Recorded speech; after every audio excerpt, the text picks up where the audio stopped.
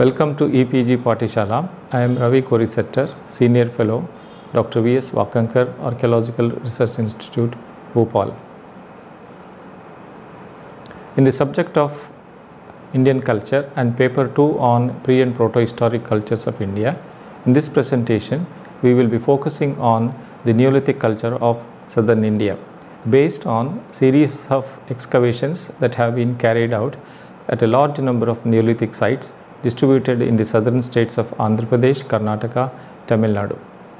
The aim of this particular presentation is to understand the origins of Neolithic way of life in southern India, the origins of domestication involving plants and animals, and distribution of Neolithic sites across the southern Indian region, as well as understand the chronology of Neolithic culture in southern India.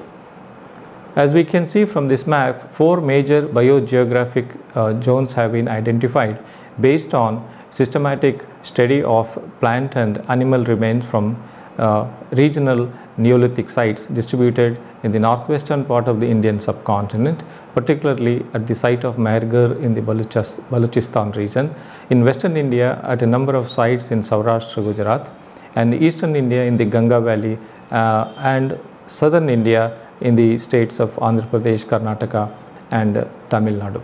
Here we will be focusing on the results of archaeological investigations at a number of sites, and a general outline of the development of the Neolithic culture is being presented on the basis of a series of slides that will be shown in the following. So the area covered by southern Neolithic province is shown here. The largest number of sites are known from Andhra Pradesh, followed by Karnataka, and then Tamil Nadu. Very few sites are known from Kerala region. To date, as many as 900 odd Neolithic sites representing various phases in the development of Neolithic culture have been identified in these regions. The earliest sites happen to be located in the mid-southern Deccan region, in the region between the southwestern Andhra Pradesh and mid-eastern Karnataka, including the districts of Bidar, Gulbarga, Mahbubnagar, Kurnool, Anantapur, Bellary, Raichur, Chitradurga, etc. In this slide, the map is focusing on the river systems with river Krishna at the center, and the rivers like Bhima, Tungabhadra, Malaprabha, Ghataprabha, and further southwards in the Tamil Nadu region, the Kaveri river are shown. The numbers shown on the map also indicate those Neolithic sites which have been investigated during the last 50 to 60 years. And as we can see, well investigated Neolithic archaeological sites are located in the region of Sharopur Doab between the Bhima river in the north and Krishna river in the south, in the Raichur Doab between the river Krishna in the north and Tungabhadra in the south. Beyond these two Doabs, archaeological sites of the Neolithic period are found scattered further northwards and southwards of this region, but the greatest density of sites are found in the mid-southern Deccan region, in the Doab regions, and further east of these two Doabs in Andhra Pradesh, particularly in the districts of Mahbubnagar, Kurnool, Anantapur, and Chitradurga. Majority of the Neolithic sites that are known from southern India are associated with granitic Inselberg plateau surfaces. It's not only on the plateau of these Inselbergs the settlements were located. Over a period of time, the settlement also expanded lower down the hills and expanded onto the flat plains in between two Inselbergs or on the pediment itself. Most of these Neolithic sites have given evidence of distinctive type of stone tools which are known as polished stone axes. They were made from the dolerite rock which occurs in the vicinity of the Neolithic settlements. And the best use of availability of dolerite dikes in the granitic hills was made by the Neolithic folk who established the first villages in the region. Apart from being the first settlers in the region, their subsistence economy was governed by domestication of plants and animals, and there is abundant evidence of the domestication of cattle associated with the early phase of the Neolithic in this region. What we see in this photograph is a series of examples of ground stone axes. In the following, we will also be showing the processes involved in procuring the raw material and subjecting this particular raw material to various stages of fabrication, resulting in the formation of a ground stone axe. Neolithic sites are also known for their distinctive burial practices, where when the dead were enclosed in large burial urns, and these urns were enclosed in the pits, and then they happened to be buried under the floor of the houses. In addition to that, some of the excavated sites have given evidence of house floors with post holes, indicating the nature of structures or huts constructed by these people. These Neolithic sites also have clear evidence of artistic activity, as revealed by the presence of paintings and rock bruisings on the surface of the granite boulders, and also what we call grinding hollows are at various points on the plateau surface where the Neolithic village was located. These hollows have now been identified as those places where the stone axes were ground to smoothen the surface of the axe, as well as the grains which were processed for consumption. In addition to that, we also have waste products resulting from manufacturing activity, particularly stone axes. In addition to that, we also have evidence of burials wherein not only the dead were buried in urns, but also stone structures were also constructed during the later phases of the Neolithic in southern India, and these have been called megalithic structures. Some of the Neolithic sites were centers of large-scale manufacturing activity relating to production of stone axes. At Hiregudda, in the Sanganakal Kupgal complex of hills, which is one of the largest Neolithic sites in southern India, we have encountered a major lithic workshop. As we all know, Neolithic period is associated with the first invention of Neolithic stone tool technology, and the Neolithic period, throughout the Neolithic period, we have clear evidence of the continuity of the Neolithic stone axe manufacturing activity. At Hiregudda, a dolerite axe workshop has been identified dating back to about 1400 to 1300 BCE. This site, although represents later phases of the Neolithic, is the best example of Neolithic stone axe factory. It is situated on top of a large hill plateau, and then what we see here is circular pattern of stones arranged on the plateau surface, and each of these circular features were associated with the axe manufacturing activity. Excavation at one such circular feature has revealed a thick deposit of waste products lying over the bedrock. At some places on the same hill, we also see the existence of an ash mound prior to the coming up of a stone axe factory at this particular site. In addition to that, each of these circular features were also associated with blocks of granite with grinding grooves and cupules. These grinding grooves were extensively used for sharpening the edges of the stone axes. This site gives us clear examples of various stages involved in the production of stone axes.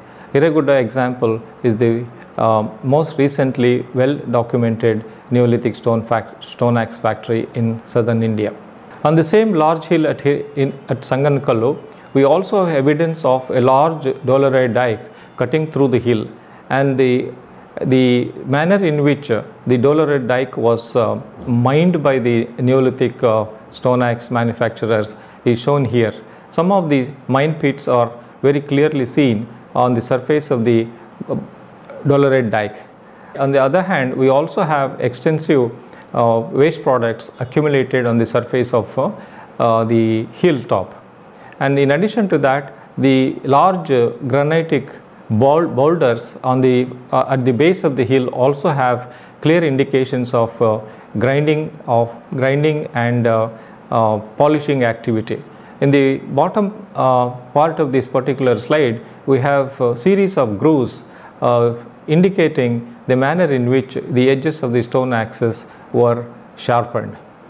And the waste products which were left behind also lie scattered on the surface of the plateau here. In this photograph, we have two distinctive sections, one revealing the hoof impressions of cattle, another side revealing the representation of cattle on the granitic boulder surfaces. Cattle and hoof impressions go together with the Neolithic culture of southern India. A large number of Neolithic sites are associated with ash mound formations, and these ash mound formations were deliberate accumulation of cattle dung which were episodically set on fire. As a result of periodic burning of ashes, these at the same place over a long period of time, these ash mound formations have taken place. They are distinctively associated with Neolithic agropastoral communities. That is one thing, and they are also now being considered to represent some of the rituals performed by the early agropastoral communities in this area. The consistent co-occurrence of both Neolithic settlements and ash mounds have led to identifying the Neolithic culture of southern India as representing an ash mound tradition. As many as 200 odd Neolithic ash mound sites distributed in the central part of the southern mid-Deccan are a distinctive feature of the Neolithic settlements in this region. They range in time from 3000 BC to as recently as 1300 BC. During this time period, the Neolithic culture has been subdivided into three phases: phase 1, phase 2 and phase 3. These hoof impressions which are shown here come from an ash mound site called Utnur in the Mahbubnagar district of Andhra Pradesh. The rock bruisings with bull imageries are very common to all the Neolithic sites which are located on tops of granitic hills, and it appears that the bull imagery played an important role in the rituals performed by these communities associated with agropastoral way of life. In addition to dominant presence of stone axes, workshops, rock bruisings and other things, there are minor antiquities indicating the presence of variety of beads made from variety of precious and semi-precious stones. These kind of beads are common to Neolithic sites in this area, and they have been reported from a large number of sites, and a special effort at procuring raw material suitable for making beads from jasper, agate, cornelian, steatite are very common in this area. At some of the sites, large quantities of such remains have been recovered, particularly at Sanganakallu, Kupkal Hill Complex sites. Large number of such beads made from a variety of precious stones have been documented. In addition to that, various stages in the manufacture of stone axes is also graphically described from the evidence available from these sites.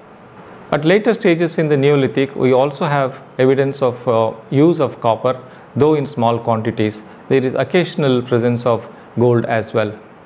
In this particular slide, referring to the remnant of an ash mound on Chaudamma Gudda at Sanganakallu, represents the location of an ash mound not only at the base of hills but also at various points along the hill slope.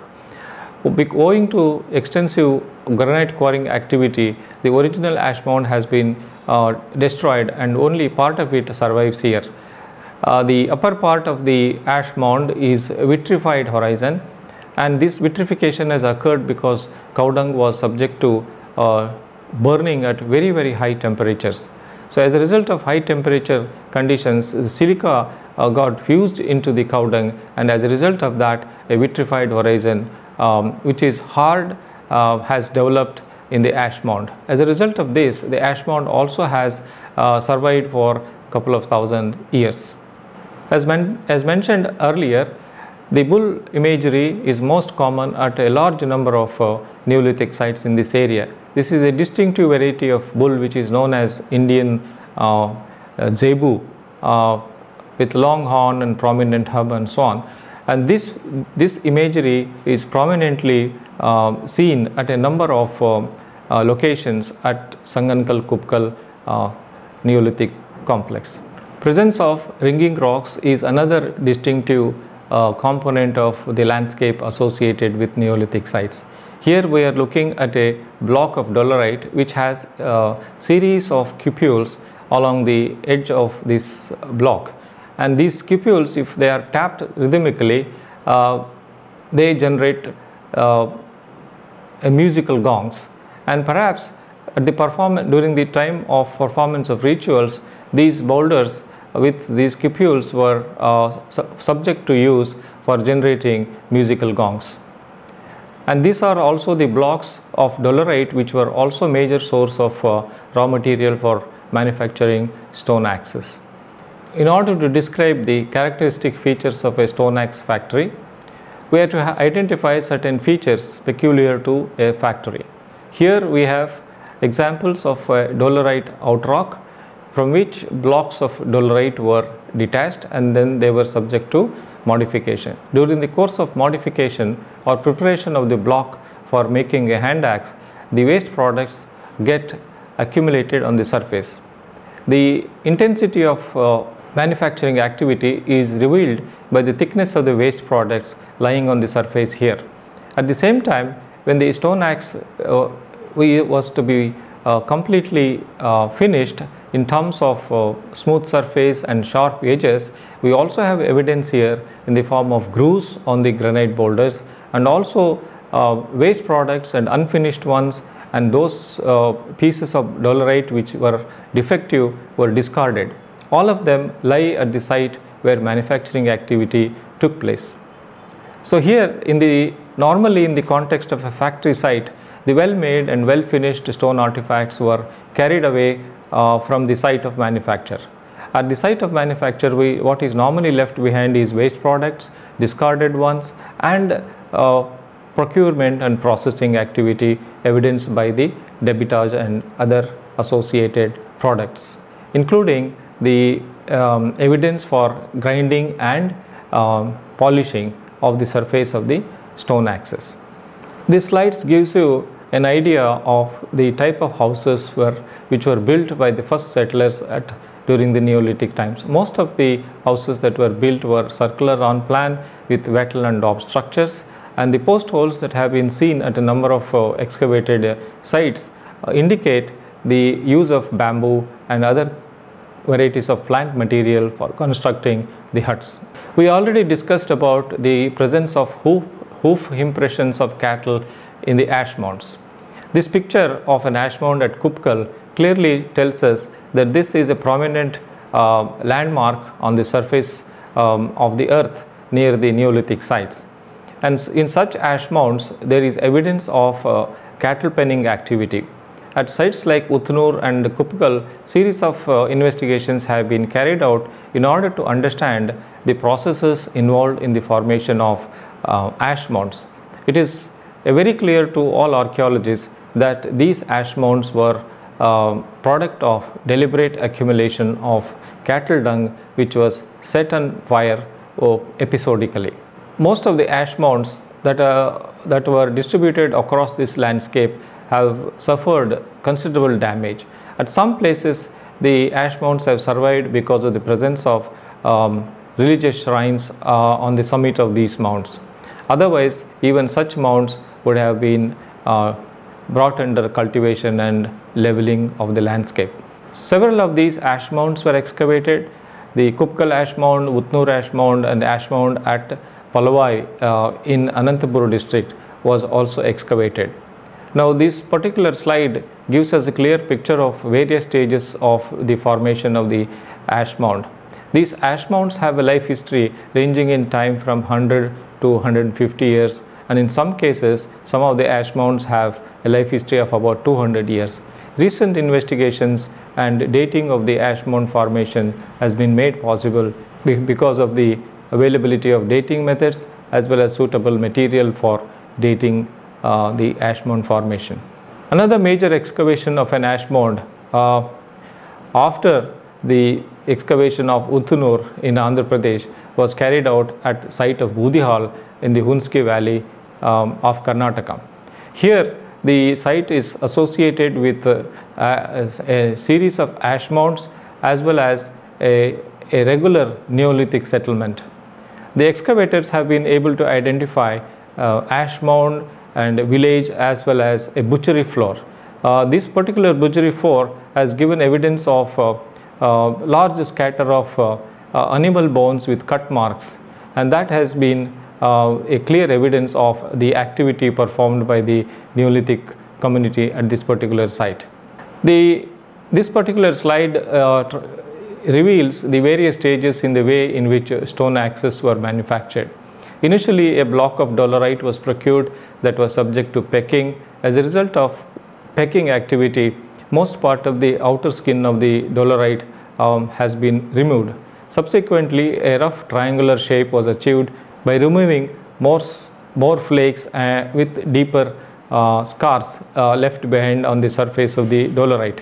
Subsequently, the grinding, this piece was subject to grinding on the granitic boulder surface, and that led to removing the deep scars and achieving some kind of a smoothness on the surface. Further grinding and polishing was carried out, and the final product is shown at number 6, which has overall smooth surface and a sharp cutting edge. This cutting edge was achieved by grinding in the grooves that are shown in the previous slides. Polishing of the body of the stone axe was carried out on the boulder surfaces on tops of the hill at the site of manufacture. Here there are 3 stages in which the wear of the surface where the grinding was carried out is shown.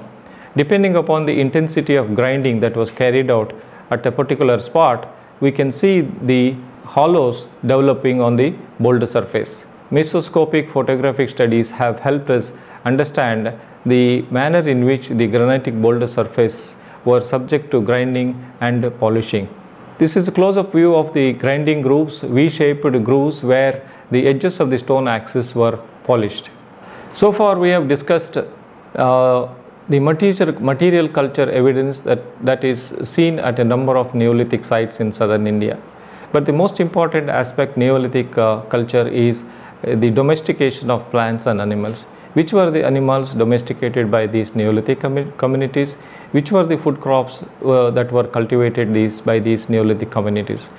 Neolithic way of life is clearly associated with the earliest effort by human ancestors at domestication of select type of animals and select plants, which were locally available in the environment.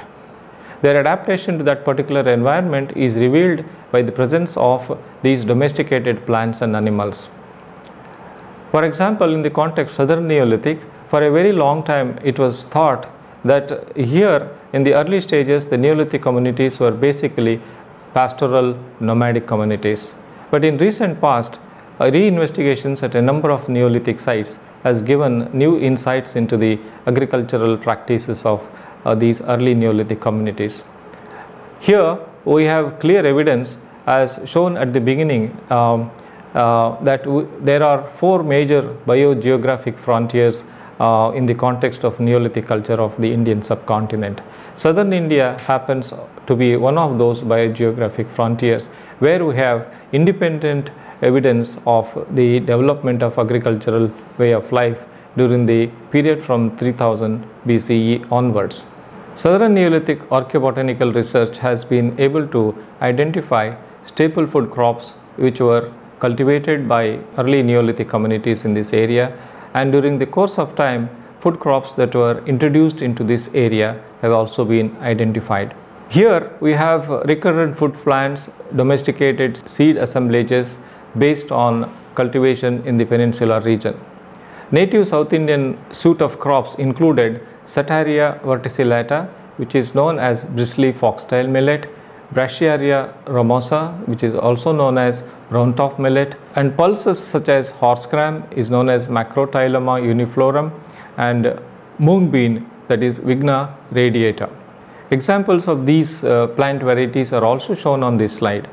They are considered the earliest types of food crops cultivated by the Neolithic people. Before the introduction of larger millets from outside this particular region, the local small millets of these two varieties and pulses such as horse gram and mung bean were cultivated by the Neolithic communities in the southern Deccan region.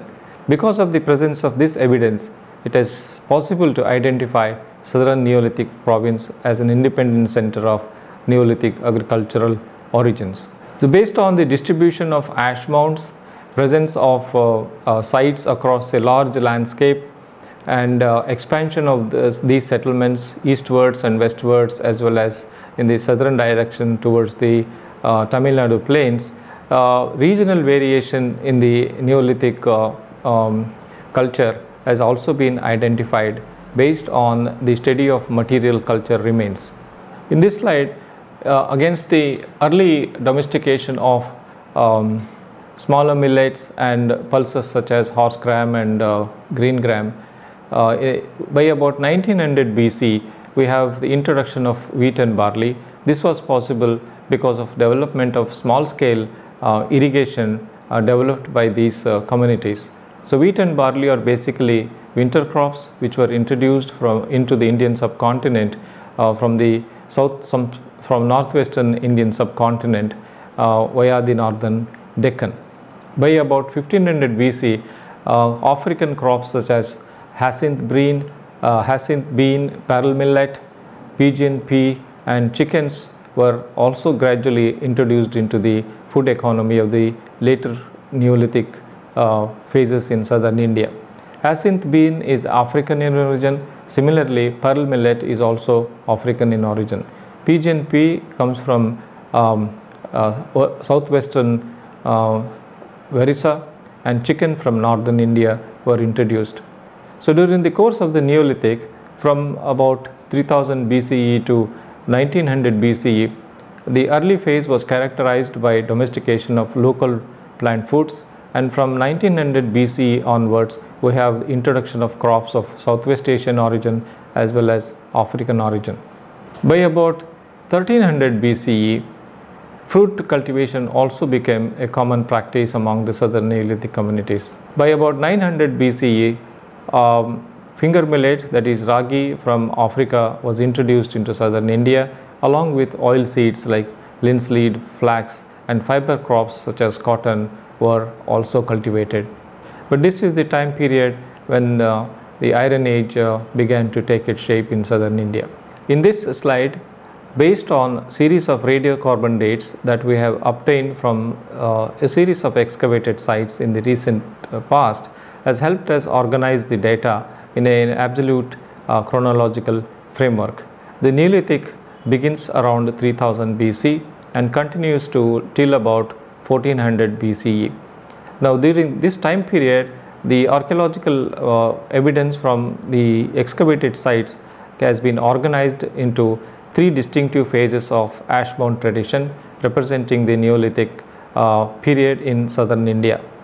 Neolithic phase 1 is bracketed between 3000 BCE to 2200 BCE. Neolithic phase 2 has been bracketed between 2200 BCE to 1800 BCE, and Neolithic phase 3 is bracketed from 1400 BCE to the beginning of megalithic tradition around 800 BCE. This time period specifically refers to the ash mound tradition because during the course of these three phases of the Neolithic, southern India, the ash mound tradition continued in southern Deccan region. In summary, the archaeobotanical research, archaeozoological research, as well as study of material culture remains from across the Neolithic province in southern India has helped in organizing the way in which the Neolithic culture developed in the semi-arid tracts of southern India during the time period from 3000 BCE to 1300 BCE. It has been also possible to identify this region as an independent center of agricultural origins during the Neolithic period. For more details, see the e-text. Thank you.